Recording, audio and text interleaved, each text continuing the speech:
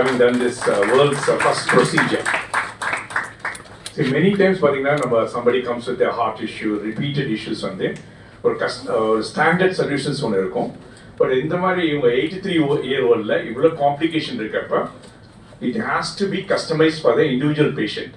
அதனால தான் we had the expertise of Dr. Ashik அந்த breast cardiac imaging பண்ணிட்டு அந்த 3D மாடலிங்லாம் பண்றதுனால தான் the outcome is very good.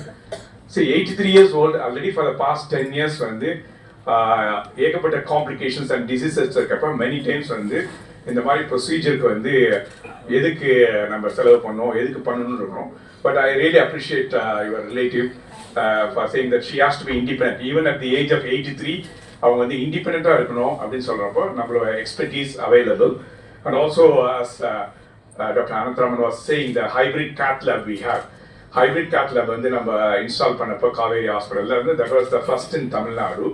இந்த மாதிரி இவ்வளோ பெரிய இன்ஃப்ராஸ்ட்ரக்சர் எதனால பண்ண முடியுதுன்னா expertise doctor Anantharaman, doctor Ashiq, doctor Sundar அவங்களோட எக்ஸ்பர்டீஸ்லாம் இருக்கிறதுனால தான் நம்ம பண்ண முடியுது. And also we can say that it's almost a scientist kind of thing what you explain. It's just not the doctor but a scientist, cardiac scientist மாதிரி பண்ணியிருக்காங்க. I congratulate everyone. மேம் வந்துட்டு she is 83 years old.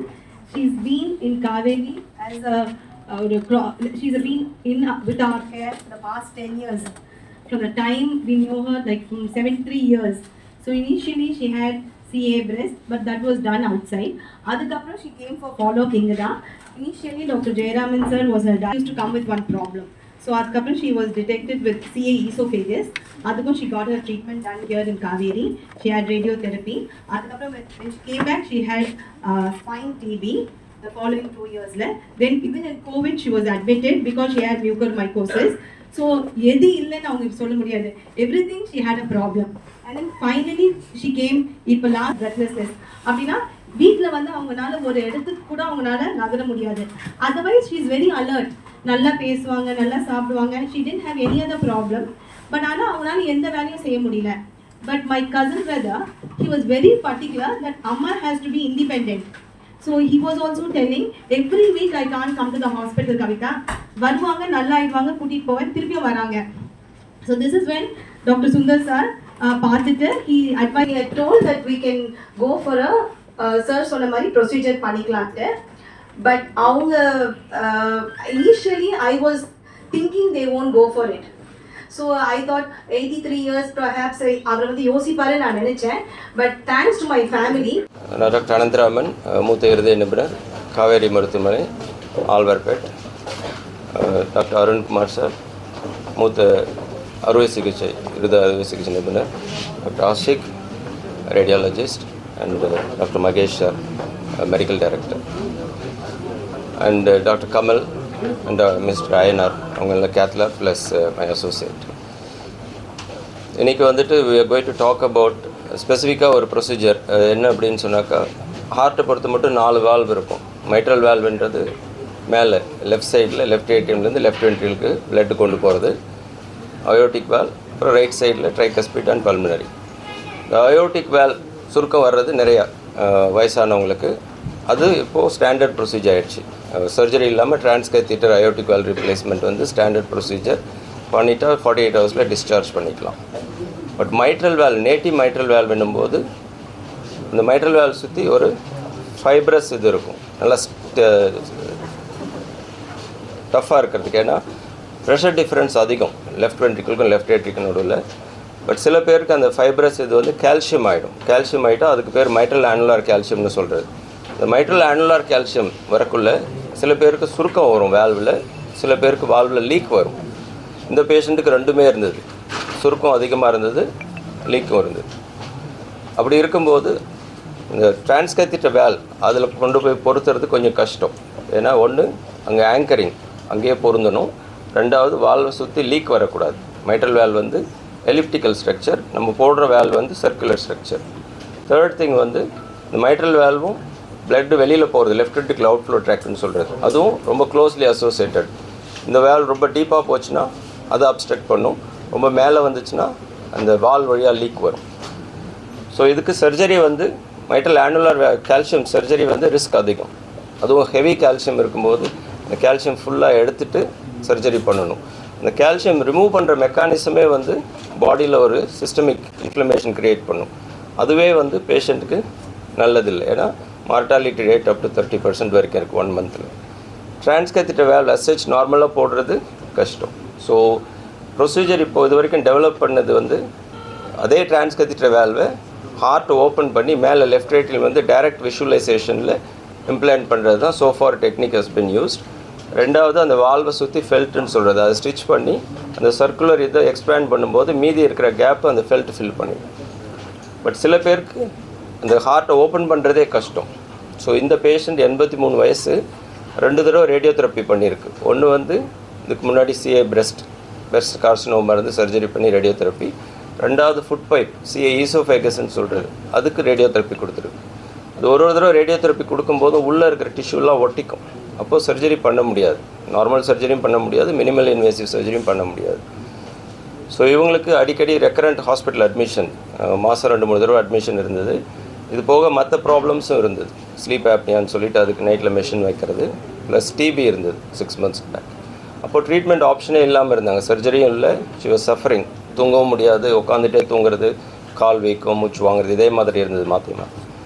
So தீர்வு எப்படின்னு பார்த்தாக்கா heart டீம்னு சொல்கிறது, cardiologist, imaging specialist, surgeon எல்லாம் discuss பண்ணி for the first time இந்த வேர்ல்டு என்ன பண்ணோம் அப்படின்னு சொன்னால், அந்த சேம் ப்ரொசீஜர் ஹார்ட் ஓப்பன் பண்ணி என்ன பண்ணுறோமோ அது கால் வழியாக ஒரு சின்ன கட் பண்ணி டைரெக்டாக அந்த வால் பொறுத்துனது. ரெண்டாவது வந்து அந்த வால்வை சுற்றி எக்ஸ்டர்னல் ரேப், அடிஷ்னலாக ஒரு ரேப் கொடுத்து, ஸோ அது ஆங்கரிங்க்கு வால் உட்காரத்துக்கு ஹெல்ப் பண்ணும், லீக்கையும் ப்ரிவெண்ட் பண்ணும்.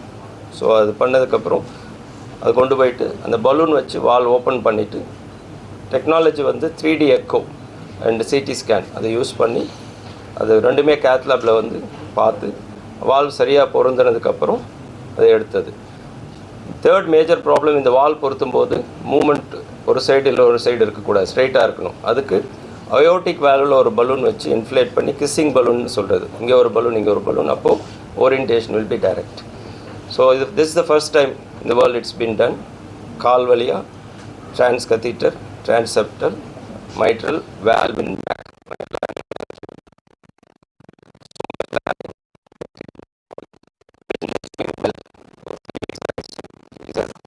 இந்த பிரெத்லெஸ்னஸ் எதுவும் இல்லை, நார்மலாக இருக்காங்க, நார்மலாக சாப்பிட முடியுது.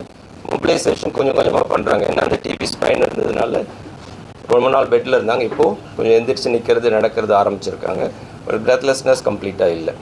So this is the procedure. Surgical சைடோ இல்லை மற்ற சைடோ, if you need to ask any questions you can ask. எந்த அளவுக்கு சேலஞ்ச் ஆச்சு? சேலஞ்ச் அப்படின்னு பார்க்கும்போது there is something called procedural challenge, there is something called cost challenge, and there is something call when it's first in world அந்த device use பண்ணுறது. Operation sir. So operation as such procedure வந்து 4 hours ஆனது. Device பொறுத்த மட்டும் இந்த make in India device மெரிலோட Myval use பண்ணது. So they were good enough to give the valve for this procedure. Surgical team doctor Arunkumar sir இருந்தாங்க. We also had perfusionist, everybody on place. Procedure as such பண்ணுறது step by step we had to do it very slowly. So அதனால it took 4 hours. Next time பண்ணும்போது it should be fine, we should be able to complete in less than 1 hour. Cost sir? Total cost was around 16 to 18 lakhs. Insurance government scheme cover ஆகுது? Insurance, all insurance will cover. Government scheme வந்து specific patients we have to apply and get approval. So this can be done for younger patients also? Younger patients usually surgery is the best option. If the patient is fit for surgery, still surgery is the best option. இது வந்து only for patients who cannot have surgery. Sir இந்த 83 வயசுன்னு அனஸ்தீஷியாலாம் கொஞ்சம். ஆமாம். So that is why we have the cardiac anaesthetist. Doctor Nedumaran was there. இந்த cardiac anaesthetist ஸ்பெசிஃபிக்காக they are use to dealing with this kind of sick patients, elderly patients. அந்த இண்டக்ஷனும் ரொம்ப ஸ்லோவாக கொடுக்கணும். பட் இது ஜென்ரல் அனஸ்தீசியாவில் தான் பண்ணது. ஃப்யூச்சரில் we should be able to do it under local anaesthesia and sedation. இப்போது aortic valve, transcatheter aortic valve பண்ணும்போது இப்போ increasingly about 80 to 90% local anaesthesia செடேஷனில் தான் பண்ணுறோம், ஜெனரல் அனஸ்தீசியா கொடுக்கறதில்ல. இந்த ப்ரொசீஜரும் கிராஜுவலாக will move into. So this procedure only for neck issues or normal mitral valve problems also can be done, sir? Specific for MAC, and you need something to hold the valve. So mitral annular calcium பண்ணோம். மற்ற native mitral valve ப்ராப்ளம்னு பார்த்தா mitral valve leak due to leaflet problem, mitral stenosis அந்த rheumatic ஃபீவரில் வர்றது, mitral stenosis without calcium இருந்தால் balloon பண்ணால் போதும். That is a routine procedure. Leak இருக்கிற பேஷண்ட்ஸ்க்கு it's better to have surgery. ஏன்னா சர்ஜன்ஸ் வந்து they will be able to repair the leaflet, also reduce the annular size. அது பெருசாக இருந்தால் அதை இது பண்ண முடியும். சில சமயம் அந்த கீழே வந்து கார்ட்ஸ்ன்னு சொல்கிறது அது அறுந்து போயிருக்கும். கார்டல் ரப்சர் வந்து they can put a new cord. So surgeons அது பண்ணுறது எல்லாமே நம்ம we cannot do it with transcatheter. So specifically for MAC and specifically for severe MAC, if it is mild MAC or moderate இருக்கா, surgery is still an option. But severe MAC, in the மாதிரி elderly patients, there is no option. This is the So treatment. the patient had come out within 2 days, 3 days out of the Yes. this patient. No? So shifted out of ICU, but வயசானதுனால plus மற்ற issues இருந்ததுனால it took almost 1 hour to 1 to 2 weeks to recover. But இதுவே வந்து if there is patients who are like 65, 70 with severe MAC with no significant other issues, we should be able to get them out of the hospital within 2 to 3 days.